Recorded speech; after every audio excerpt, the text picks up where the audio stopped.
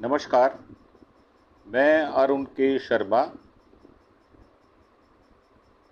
Analyst one thought. आज बात करेंगे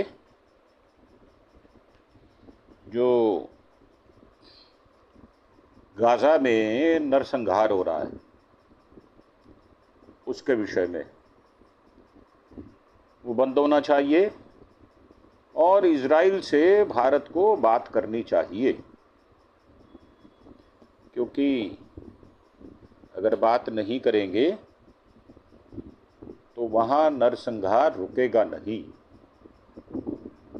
और फिलिस्तीन की मंत्री हैं, वो बता रही हैं कि हर तरफ मौत, भुखमरी, और वेस्ट को, बैंक को गाज़ा बनने नहीं देंगे हम। गाज़ा बनने का मतलब कि वहाँ बच्चे भूख से बिलख रहे हैं। मैं गाज़ा पट्टी की बात कर रहा हूँ। महिलाएं जो हैं वो, उनको कपड़े पूरे मुहैया नहीं हो रहे, उनके बच्चे भूखे मर रहे हैं, उनके जो परिवार के मेल मेंबर हैं, जो पुरुष सदस्य हैं, उनको मारा जा चुका है। 20 महीने से ज़्यादा हो गए हैं और इजराइल और हमास के बीच में जंग जारी है।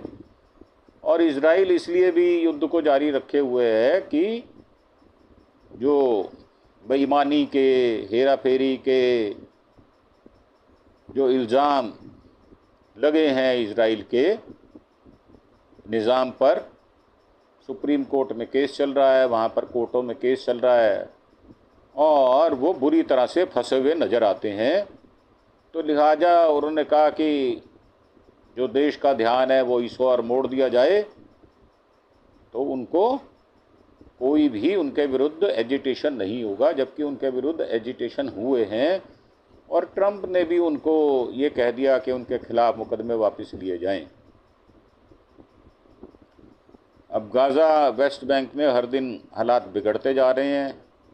ईरान इजराइल सीज़फायर के बाद गाज़ा का हाल जानने के लिए अगर फ़िलिस्तीन जाकर देखना हो तो आपको बहुत सारी पिक्चर्स, बहुत सारी ऐसी हादसे, वारदात नज़र आएंगी।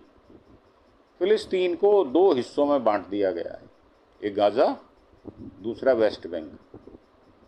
गाज़ा में 2007 के बाद से हमास का शासन रहा है। वहीं वेस्ट बैंक में फ़िलिस्तीन अथॉरिटी, PA सरकार चला रही है। अब वेस्ट बैंक में फ़िलिस्तीन की अस्थायी राजधानी रमल्ला, वहाँ के विदेश मंत्री वर्सन आगा बिखेन, वो कहते हैं कि गाज़ा के हालात पर बात करो, तो वो कहती हैं कि हमारी पहली प्राथमिकता है गाज़ा में चल रहा नरसंहार बंद हो और सभी की रिहाई कर दी जाए। उनका मानना है कि इजराइल फ़िलिस्तीन मुद्दे को सुलझाने के लिए भारत समेत इजराइल के बाकी मित्र देशों को उससे बात करनी चाहिए। भारत की बात की अहमियत और है, और वो इस मसले को हल निकालने में बड़ी भूमिका निभा सकता है। अब ये हमास इजराइल जंग जो है, उसके पिक्चर्स शेयर किए गए हैं, साझा किए हैं। 7 अक्टूबर 2023 को हमास ने इजराइल पर हमला किया, 1200 लोग मर गए हैं या मार दिए गए हैं, 250 बंधक बनाए गए हैं। हमले का मकसद है गाज़ा की नाकेबंदी हटाने और हज़ारों फ़िलिस्तीनियों की रिहाई की मांग की जा रही है। हमले के बाद इजराइल के गाज़ा में सैन्य हमले जारी हैं। हमले का मकसद जो है हमास को ख़त्म करना और इजरायली बंधकों को रिहाई करा देना। गाज़ा में नुकसान जो हो रहा है, आप सुन के हैरान हो जाएंगे, 56,000 से ज़्यादा मौतें हो चुकी हैं और 14,000 से ज़्यादा लोग लापता हो गए हैं, उनका पता ही नहीं चल रहा, नामालूम। 1,36,000 से ज़्यादा लोग घायल हैं, चोटें लगी हुई हैं उनको, शरीर छल नहीं है उनका, और करीब 20,30,000 से ज़्यादा लोग विस्थापित हो गए हैं। न घर के न घाट के, कोई घर ही नहीं है, विस्थापित हो गए। जो घर था वो छूट गया, गिरा दिया। अब 70% जो इमारतें हैं या जो बिल्डिंगें हैं, जो मकान हैं, वो गिरा दिए गए, तबाह कर दिए गए।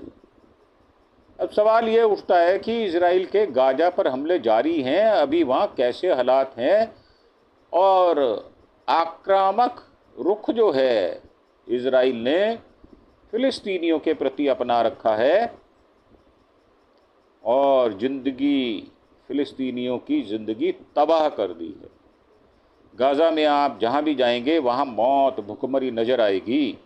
यहाँ सीज़ फायर हो, यही हमारी पहली प्राथमिकता है। हमें उम्मीद है सीज़ फायर स्थायी होगा और हालात शांति की तरफ बढ़ेंगे। और उन्होंने कहा कि हमारे राष्ट्रपति महमूद अब्बास ने पहले दिन से इसी बात पर जोर दिया था कि गाज़ा पर नरसंहार करने वाला युद्ध बंद होना चाहिए और सभी बंधकों को रिहा कर देना चाहिए। गाज़ा पर लगी सख्ती हटाई जानी चाहिए। मानवता के नाते गाज़ा में मानवीय संकट वहाँ कब्जा करने वाली ताकतों की वजह से पैदा हुआ। 56,000 लोगों की मौत हो चुकी है, 1,30,000 लोग घायल हैं, ना जाने कितने लोग मलबे में दबे पड़े हैं। अगर ये सब बंद ना हुआ तो हालात उससे भी बुरे हो सकते हैं। और जो राहत गाज़ा में पहुंचाई जाती है उनको रास्ते में रोक लिया जाता है इजराइल द्वारा।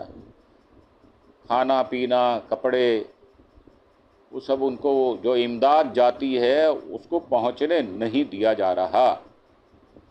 हमास और इजराइल के बीच सीज़ फायर डील पर बात हो रही है, क्या आप बातचीत में शामिल हैं? तो उन्होंने कहा हमास के साथ नेगोशिएशन के लिए कई देश जैसे इजिप्ट और कतर काम कर रहे हैं। हम हमास से सीधे तौर पर बात नहीं कर रहे, हम कई महीनों से प्रक्रिया चल रही है। उम्मीद है कि हमारी कोशिश जल्द अंजाम पर पहुंचेगी। और लंबे वक्त से गाज़ा पर हमास का कंट्रोल है, अगर सीज़ फायर हुआ तो गाज़ा पर कौन शासन करेगा? उन्होंने कहा मेरा अनुमान है फ़िलिस्तीन नेतृत्व जो चाहेगा वही होगा, और वही होना भी चाहिए। गाज़ा फ़िलिस्तीन का ही हिस्सा है, उस पर कब्ज़ा किया गया है, वो भी नाजायज़ है। सिर्फ फ़िलिस्तीनी अथॉरिटी के पास ही कानूनी और राजनीतिक और सामाजिक रूप से शासन करने का अधिकार है। आने वाले दिनों में फ़िलिस्तीन अथॉरिटी ही गाज़ा में शासन करेगी। गाज़ा में काम करना चुनौतीपूर्ण होगा, लेकिन हम इसके लिए तैयार हैं। अब वो वर्सन आगा बेखेन जो है वो कह रही हैं कि हमने गाज़ा को कभी छोड़ा ही नहीं था। जंग और इससे पहले भी हम वहाँ एजुकेशन, हेल्थ, सोशल सर्विस और एनर्जी जैसे तमाम मोर्चों पर काम करते रहे हैं। और हमास इजराइल जंग की वजह से फ़िलिस्तीन का मुख्य मुद्दा पीछे चला गया। मुद्दे का क्या भविष्य देखती हैं आप? तो उन्होंने कहा कि इस मुद्दे का अंतर्राष्ट्रीय कानून लागू करने से फ़िलिस्तीन का मुद्दा हल हो जाएगा। कानून के मुताबिक जब 1947-48 में फ़िलिस्तीन का बंटवारा हुआ था तब 2 राष्ट्र बनाने की मांग हुई थी, लेकिन तब भी इजराइल की स्थापना एक संप्रभु राष्ट्र के रूप में कर दी गई थी। अब वक्त आ गया कि पूरी दुनिया समझे कि 2 राष्ट्र सिद्धांत, 2 राष्ट्र का बनाना ही सबसे अच्छा और व्यवहारिक हल होगा। आज इसकी सबसे ज़्यादा ज़रूरत है। अगर आप मध्य पूर्व में स्थायी तौर पर शांति चाहते हैं तो फ़िलिस्तीन अधिकारियों की रक्षा करनी होगी। अगर ये होता है तभी फ़िलिस्तीन सुरक्षा के साथ इजराइल के पड़ोस में रह सकता है। अब फ़िलिस्तीन का बंटवारा और विवाद 1947 में संयुक्त राष्ट्र संघ ने फ़िलिस्तीन को 2 हिस्सों में बांटने का सुझाव दिया था। एक हिस्सा यहूदियों के पास और दूसरा हिस्सा अरब मुस्लिमों के पास। और 14 मई 1948 को फ़िलिस्तीन के बड़े यहूदी नेता डेविड बेन-गुरियन ने इजराइल बनाने की घोषणा कर दी थी। और फ़िलिस्तीनियों के विरोध करने पर 15 मई 1948 को जंग शुरू हो गई थी, यानी अगले दिन। और अरब देश और इजराइल के समर्थन में पश्चिमी देश आमने सामने थे। 8 महीने बाद 1949 में सीज़ फायर हुआ था। अब तक करीब 7 लाख फ़िलिस्तीनी बेघर हो चुके हैं। फिलिस्तीन का ज़्यादा हिस्सा इजराइल के कब्जे में था और भारत इस मुद्दे को हल करने में कैसी भूमिका निभा सकता है? किस प्रकार आप समझते हैं कि उसको क्या भूमिका निभानी चाहिए, किससे बात करनी चाहिए? तो कहते हैं कि हम चाहते हैं कि तमाम देश इजराइल फ़िलिस्तीन के मुद्दे को गंभीरता से ले। हमें लगता है कि आप एक देश के अधिकार को दूसरे से ऊपर नहीं रख सकते। भारत समेत इजराइल के मित्र देशों को उसकी लीडरशिप से बात करनी चाहिए। अगर इजराइल को इस क्षेत्र का हिस्सा रहना है तो उसे भी दूसरे देशों की तरह व्यवहार करना होगा, उसे भी अंतर्राष्ट्रीय कानून मानना होगा, अपने पड़ोस का देश का सम्मान करना होगा और फिलिस्तीन को आज़ादी कराना होगा। 1967 में जो बॉर्डर थे उस स्थिति के आधार पर एक संप्रभु, सुरक्षित और स्वायत्त फिलिस्तीनी राज्य का गठन होना चाहिए। भारत की बात की अहमियत है, वो इस मुद्दे के समाधान में बड़ी भूमिका निभा सकता है। और अगर सीज फायर होता है तो खंडर में तब्दील हो चुके गाज़ा का पुनर्निर्माण करेगा कौन? इतना पैसा किसके पास है? राष्ट्र तो बिल्कुल अंतिम पड़ाव पर है। तो गाज़ा के पुनर्निर्माण की जिम्मेदारी अंतर्राष्ट्रीय समुदाय की होगी, क्योंकि वही गाज़ा पर नरसंहार और युद्ध की समर्थक रहा है। गाज़ा जो तबाही हुई है उसे ठीक करने में अरबों रुपए लगेंगे। फिलिस्तीन अथॉरिटी के पास इतनी क्षमता ही नहीं है। तो और वो दर बदर उनकी सरकार है, तो पैसा कहाँ से लाएंगे? तो अब ये जिम्मेदारी अरब के मुस्लिम मुल्क, पश्चिम मुल्क, यूरोपीय मुल्क, उनकी होनी चाहिए। मुझे लगता है कि दुनिया ये ज़रूर करेगी, लेकिन सबसे पहले ज़रूरी है कि गाज़ा में स्थायी तौर पर युद्ध रुके। इसके बाद ही पुनर्वास और पुनर्निर्माण की प्रक्रिया को शुरू किया जा सकता है। और इजरायली हमले में गाज़ा खंडर में तब्दील हो चुका है। 70% बुनियादी ढांचा तबाह हो चुका है। और 4 दिन से वेस्ट बैंक में घूमने के बाद वहाँ जेनिन और नेबुलस में इजरायली ऑपरेशन जारी है। लोगों का कहना है फ़िलिस्तीन अथॉरिटी कुछ नहीं कर रही, और फ़िलिस्तीन अथॉरिटी बहुत कुछ कर रही है, परंतु हालात को काबू रखने की सारी कोशिशें कर रहे हैं ताकि गाज़ा में जो भी हो रहा है उसका असर वेस्ट बैंक पर ना पड़े। हम इस वेस्ट बैंक को गाज़ा नहीं बनने देंगे, हमें इस बात के लिए क्रेडिट मिलना चाहिए। और उन्होंने कहा है कि जो लोग हिंसा को अंजाम दे रहे वो खुद इजरायली सरकार का हिस्सा है, वो इंटरनेशनल कानून की धज्जियां उड़ा रहे हैं, उन्हें आईडीएफ का संरक्षण प्राप्त है। ये फिलिस्तीन की विदेश मंत्री हैं। और फिर वेस्ट बैंक में इन प्रभावितों के लिए फिलिस्तीनी प्रशासन क्या कर रहा है? तो जवाब है, हम वो सारी मदद करने की कोशिश करते हैं जो मुमकिन होती है। हमारे लिए बहुत सारी चीज़ें मुमकिन भी नहीं है। हम लोगों को रहने का ठिकाना, स्कूल, बाकी सुविधाएं मुहैया करा रहे हैं। आपको ये भी समझना होगा कि फ़िलिस्तीन अथॉरिटी को दबाने की हर संभव कोशिश की जा रही है। हमें वहाँ से टैक्स तक वसूलने नहीं दिया जाता, वो जो हमारा अधिकार है। अथॉरिटी स्टाफ की सैलरी नहीं दे पा रहे। फ़िलिस्तीन अथॉरिटी के साथ इस रवैये से भी वेस्ट बैंक में कई सारी दिक्कतें हो रही हैं। और हमास इजराइल के जंग के बाद से वेस्ट बैंक में इजराइल मनमाने प्रतिबंध लगाता है। शहरों के बीच चेक पॉइंट बढ़ा दिए हैं, इन्हें कैसे दूर कर सकेंगे या करेंगे? तो फ़िलिस्तीनियों पर हमेशा से अत्याचार होता रहा है, ये बात बिल्कुल उचित है। अक्टूबर 2023 के बाद से ये बहुत बढ़ गया है। इजरायली फ़ोर्स फ़िलिस्तीनियों के अधिकार को दबाने की कोशिश कर रही है। आज वो उन पर जो जुल्म ढा रहे हैं वो शायद पहले कभी नहीं हुआ। ये सब कब्जा करने की इजरायली नीति की वजह से हो रहा है। अमेरिका की शय है, प्रोटेक्शन अमेरिका को ही है। इंटरनेशनल लॉ को मानने से ही हालात बेहतर हो सकते हैं, ये बात पक्की है। अंतर्राष्ट्रीय कानून में साफ है किस ज़मीन पर किसने कब्जा किया। इंटरनेशनल कोर्ट ऑफ जस्टिस ने भी कहा है फ़िलिस्तीन की ज़मीन पर कब्जा किया गया और ये कब्जा हटाया जाना चाहिए। अब इजरायली हमले में मारे गए परिजनों को दफनाने के लिए फ़िलिस्तीनी एक फ़ोटो शेयर की गई है, वो जा रहे हैं। फ़िलिस्तीन अथॉरिटी दावा करती है कि वो गाज़ा और वेस्ट बैंक पर शासन करने वाली संस्था है। फिर 2006 से यहाँ चुनाव क्यों नहीं हुए, ये बात पूछी जा रही है। फ़िलिस्तीन के अंदर और बाहर रहने वाले लोगों पर फ़िलिस्तीन अथॉरिटी पीए के बनाए एक नियम कानून होते हैं, लागू करते हैं उनको। फ़िलिस्तीन लिबरेशन ऑर्गेनाइजेशन पीएलओ की कार्यकारी संस्था है। अगर कोई संगठन फ़िलिस्तीन में राजनीति करना चाहता है तो उसे पहले पीएलओ के तहत ढांचे में शामिल होना होगा। हालांकि जो भी चाहे इसमें शामिल हो सकता है। पीएलओ ही फ़िलिस्तीन लोगों का प्रतिनिधित्व करने वाली एकमात्र संस्था है। जहाँ तक लोकतांत्रिक व्यवस्था का सवाल है कि हम तो चुनाव इसलिए नहीं करवा पा रहे क्योंकि हम अब भी कब्जे में रह रहे हैं। जब तक पूर्वी यरूशलेम और गाज़ा में इजराइल का कब्जा है तब तक हम लोकतांत्रिक व्यवस्था के तहत चुनाव कैसे करवा सकते हैं।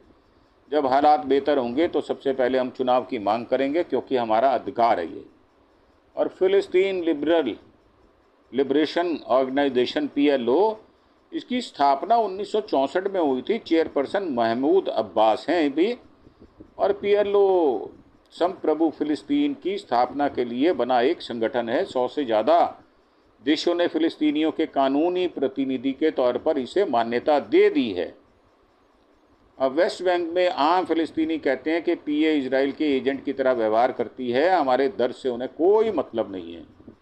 वो कहते हैं कि लोगों को सुरंग के आखिर में मिलने वाली रोशनी दिखनी चाहिए। मतलब अगर भविष्य आज से बेहतर है तो साथ हमारे खड़े होना चाहिए। आज पीए लोगों की ज़रूरतें पूरी करने में सक्षम नहीं है, लेकिन कल यकीनन होगा। अगर पीए इजराइल की एजेंट होता तो हमें इतना परेशान को किया जाता। आखिर हमारा पैसा क्यों रोका जा रहा है? मुझे लगता है कि लोग परेशानी में होते हैं तो ऐसा सोचने लगते हैं।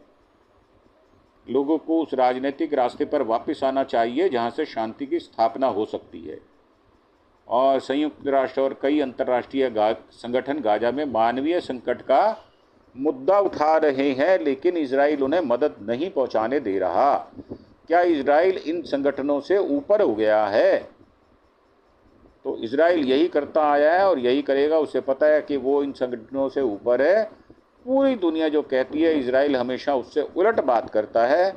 उसे खुद अपने गिरेबान में झांक कर देखना होगा कि वो अपने पड़ोसी फ़िलिस्तीनियों के साथ कैसा व्यवहार कर रहा है।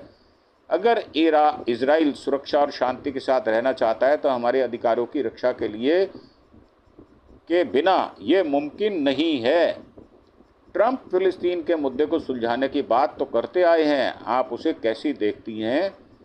तो ट्रंप कहते हैं कि वो दुनिया में शांति स्थापित करना चाहते हैं। हर कोई शांति ही चाहता है, ख़ास तौर पर फ़िलिस्तीनियों को इसकी सख्त ज़रूरत है, सबसे ज़्यादा है।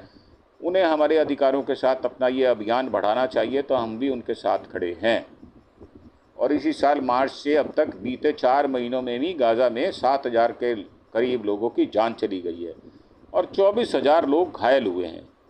हमास और इजराइल के बीच जंग की आंच ईरान तक पहुंच गई है। क्या ये सही हुआ है? वो खुद को फ़िलिस्तीनियों का समर्थक बताता है। फ़िलिस्तीन का मुद्दा अधिकारों का मुद्दा है। जो भी देश मानवाधिकार अंतर्राष्ट्रीय कानून में यकीन रखता है वो फ़िलिस्तीनियों के साथ ही खड़ा नजर आएगा। फ़िलिस्तीनियों पर कब्जा किया गया, उनकी ज़मीन हड़पी गई है, ये कोई विवाद नहीं है। जो भी फ़िलिस्तीन का साथ देता है वो सिर्फ इस कब्जे वाली सोच के खिलाफ खड़ा होता है। और 24 घंटे में गाज़ा 130 से ज़्यादा ठिकानों पर हवाई हमले झेल चुका है। इजराइल और हमास के बीच जंग जारी है। 6 जुलाई को इजरायली सेना IDF ने हमास के नौसेना बल के कमांडर रमजी रमज़ान अब्द अली सलेह को मार गिराया।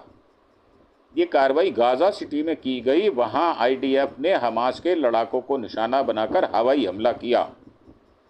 और इजराइल सेना के मुताबिक पिछले 24 घंटों में उसने गाज़ा में 130 से ज़्यादा ठिकानों पर निशाना बनाया। उन हवाई हमलों में कम से कम 33 फ़िलिस्तीनियों की मौत हो गई है। ये हमले ऐसे समय पर हुए हैं जब इजराइल ने रविवार को अपना एक प्रतिनिधिमंडल गाज़ा में सीज़ फायर पर चर्चा के लिए कतर भेजा था। ये उसके बाद हुआ है। तो ये थी, हमास ने भूखा रखा, भाग ना पाए इसलिए बम लगाए। अब इसको हम अलग से करेंगे। इजराइल के निरियोस में रहने वाले लायर और इटान अपने घर में बैठे थे। ये शहर हमास के कंट्रोल में रही गाज़ा पट्टी के करीब है। सुबह 6:30 बजे अचानक गाज़ा की ओर से रॉकेट फायर होने लगे। इजराइल का डिफेंस सिस्टम एक्टिव हो गया। पूरे साउथ इजराइल में सायरन की आवाज़ आने लगी। लाइर और इटान भी अलर्ट हो गए। तभी उनके घरों में हथियार लिए कुछ लोग घुस आए। उन्होंने लाई और इटान को पकड़ा, बांधा और गाज़ा ले गए। तो ये हमने आपको कुछ दोनों देशों की जो युद्ध चल रहा है पिछले 2-2.5 साल से, उसके विषय में आपको जानकारी दी है। आप इसे किस तरह से लेते हैं वो आप हमें नीचे कमेंट बॉक्स में अपने विचार लिखकर बता सकते हैं। हमास का युद्ध समाप्त होना चाहिए, गाज़ा का युद्ध समाप्त होना चाहिए, फ़िलिस्तीनियों को स्वतंत्रता मिलनी चाहिए, उनकी ज़मीन वापस करनी चाहिए और उनको शांति से रहने का पूरा हक है। अगर विश्व के बंधुत्व वाले देश अगर ऐसा नहीं करते, शांति स्थापना में मदद नहीं करते, तो मुझे लगता है वो इंसानियत और मानवता के दुश्मन होंगे। तो ये सबका फ़र्ज बनता है कि मिलजुल कर फ़िलिस्तीनियों का हल निकालें। और ये जो PLO कहा जा रहा है, फ़िलिस्तीनी लिबरेशन ऑर्गेनाइजेशन, मुझे याद है यासर अराफात साहब जो थे, उन्होंने बड़े अच्छे ढंग से इसको चलाया भी और उस समय शांति भी बरकरार रही। इंदिरा गांधी के वो अच्छे मित्रों में से हुआ करते थे और बहुत ही नफीस टाइप के आदमी थे। उन्होंने काफ़ी फ़िलिस्तीनियों को संभाला भी था, परंतु अब ट्रंप और इजराइल मिली जुली कबड्डी लड़ रहे हैं और फ़िलिस्तीनियों का खात्मा करते जा रहे हैं। बिल्कुल वही नीति अपनाई हुई है जो जर्मनी ने यहूदियों के लिए अपनाई थी। ज़्यादा से ज़्यादा इजराइलियों को मार गिराया जाए या मार दिया जाए तो ना रहेगा बांस और ना बजेगी बांसुरी। फ़िलिस्तीन का नाम लेने वाला कोई नहीं होगा। इस नीति पर इजराइल चल रहा है और ट्रंप उनके साथ में खड़े हैं। तो हमारा मानना है ये समस्याएं सुलझनी चाहिए और फ़िलिस्तीनियों को जीने का हक है, शांति से उनको जीने का हक देना चाहिए। इन्हीं विचारों के साथ आपसे आज्ञा लेते हुए एक बार फिर से प्रार्थना करते हैं कि आप हमारे चैनल अरुण के शर्मा एनालिस्ट वन थॉट को सब्सक्राइब अवश्य करेंगे और साथ ही हमें ज़्यादा से ज़्यादा अपने इष्ट मित्रों, सज्जनों, रिश्तेदारों, पड़ोसियों के साथ हमें ज़्यादा से ज़्यादा सब्सक्राइब करेंगे और ज़्यादा से ज़्यादा हमारी भावनाएं, हमारी सूचनाएं लोगों तक पहुँचे, ऐसा प्रयास करने में हमारी मदद करेंगे। इन्हीं शब्दों के साथ आपसे विदा लेते हुए धन्यवाद, थैंक यू, जय हिंद, जय भारत।